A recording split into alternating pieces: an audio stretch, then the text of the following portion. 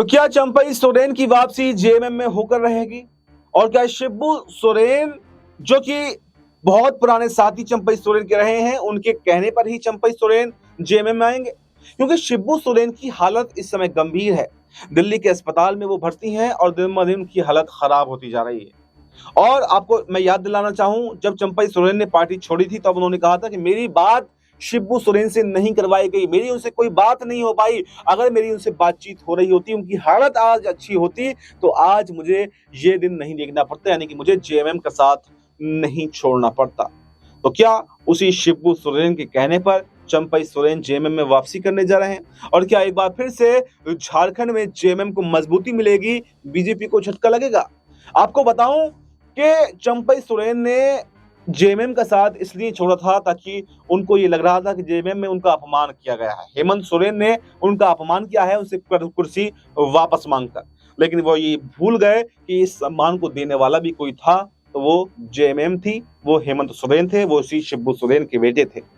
लेकिन चूंकि वरिष्ठ हैं हेमंत सोरेन से ज्यादा, इसलिए वो अपने आप को ज्यादा समझ बैठे थे कि शायद मैं ही इस कुर्सी के लायक हूं, जबकि हेमंत सोरेन लायक नहीं है। लेकिन जब उन्होंने कुर्सी छोड़ी, इस्तीफा जेएमएम से दिया, बीजेपी में गए, तो अब उनको ये चीज समझ में आ गई कि हेमंत सोरेन ठीक थे, उन्होंने कोई गलत काम नहीं किया था, सारा कुर्सी का खेल है। और जिस कुर्सी के लिए उन्होंने जेएमएम का साथ छोड़ा, आज बीजेपी में उनका क्या हाल है। पहले नेता प्रतिपक्ष की जिम्मेदारी मांग रहे थे, वो भी नहीं मिली। प्रदेश अध्यक्ष की जिम्मेदारी मांग रहे थे, अब वो भी मिलने की संभावना नहीं है, क्योंकि रघुवर दास की बातचीत चल रही है, अमित शाह से अच्छे संबंध उनके हैं। तो ऐसे में कोई जिम्मेदारी तो मिली नहीं है, तो फिर आखिर बीजेपी में जाकर किया क्या?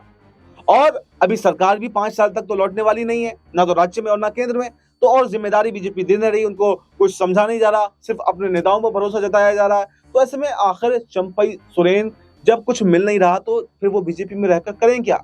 और ये बात शायद शिबू सोरेन, चंपई सोरेन को समझ में आ चुकी है, और अब वो बहुत जल्द इस पर शिबू सोरेन से मिलकर फैसला लेने वाले हैं, क्योंकि शिबू सोरेन की हालत गंभीर है। और इस समय लगातार ये देखा जा रहा है कि चाहे सत्ता पक्ष के लोग हों या विपक्ष के लोग हों, इंडिया गठबंधन के हों या फिर एनडीए के ही क्यों ना हों, वो तमाम लोग जो है लगातार शिबू सोरेन का हालचाल जान रहे हैं, उनसे मिलने के लिए पहुंच रहे हैं। खुद रघुवर दास, जो प्रदेश अध्यक्ष बनने की कगार पर हैं, उन्होंने भी हेमंत सोरेन से फोन पर शिबू सोरेन की हालचाल जाने हैं।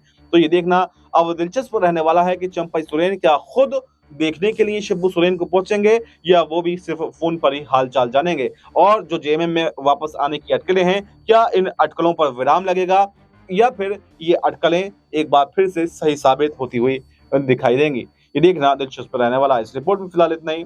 अब नजर है हेमंत सोरेन और चंपई सोरेन के उस कदम पर कि जब वो जेएमएम में शामिल होते हैं। आपकी इस पूरे मुद्दे पर क्या राय है, कमेंट बॉक्स में जरूर बताएं और हमें दीजिए इजाजत। नमस्कार।